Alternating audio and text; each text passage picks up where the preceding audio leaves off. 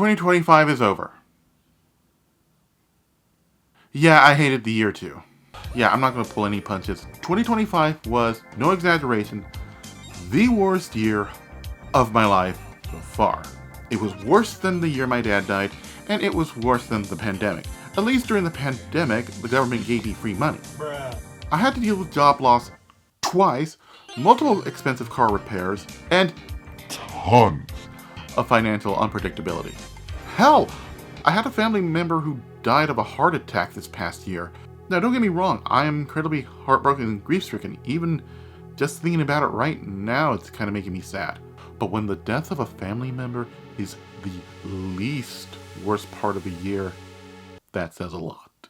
Whenever I would meet with family members, I really would downplay how I would actually feel. Even in this video. You can make up your own reasons why my legal team, aka Mom, has advised me to keep some things secret. In my Mexico vlog, I coined the phrase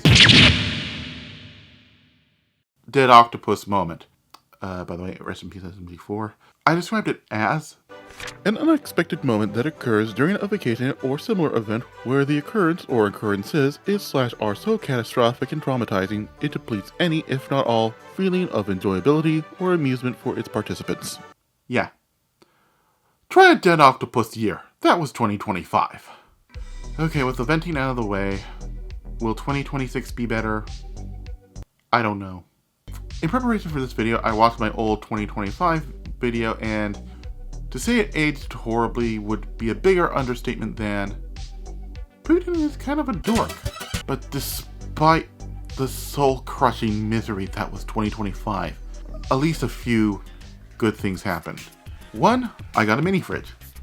Look, there's the camera, and there's the fridge. I'll explain these digital circus things in a moment. I won't get into too much detail, but this thing is saving me a lot of drama. I mean, sure, it makes the typical whirring sounds a fridge does. In fact, I have to turn it off every time I do voiceover work or right now when I'm filming. But still, best investment I made. And as for those digital circus stickers you just saw a moment ago, I didn't get them off Etsy or Glitch's site, even with Black Friday deals, Hapomni plushes out of my price range. No, I actually got them during a digital circus collaboration with Requiem Cafe in Anaheim. And even though I was only there for just an hour, it was legit the most fun I had in 2025.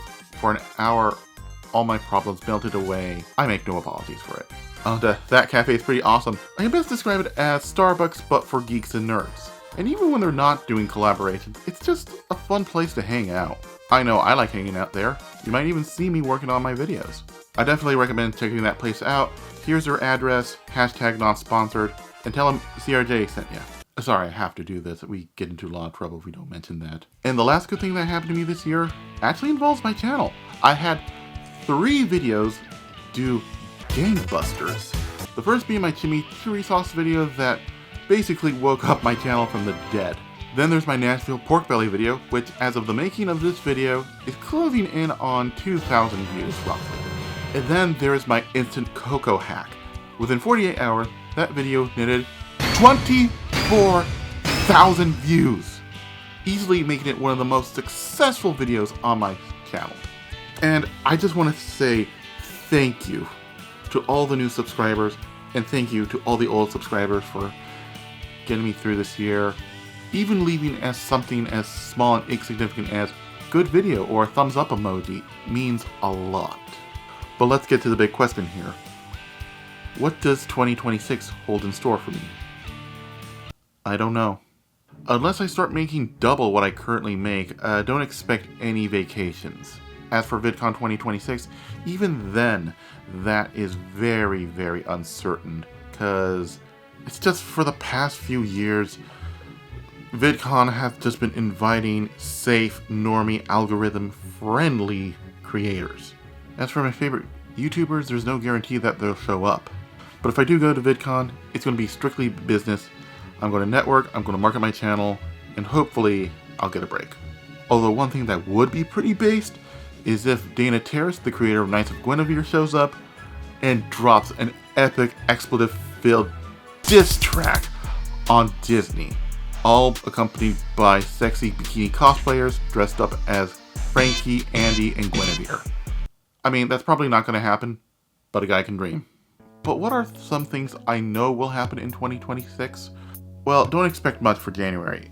I'm taking a few weeks off to make sure I have all my financial ducks in a row and to test out new recipes for the year. I got lots of great stuff planned. Stay tuned. And one thing I promised myself to do is to upload more frequently to Patreon. I promise between now and the time I come back on break, it'll have loads of new content, especially a very spicy, politically charged one that aged horribly. You'll see it if you go on to Patreon. And I already mentioned this in last year's vlog, but I launched a side animation channel. It's just a fun thing I wanted to do for fun. If you were saddened by SMG's 4 departure, well, fear no more. It's a channel similar to his style. Link in the description.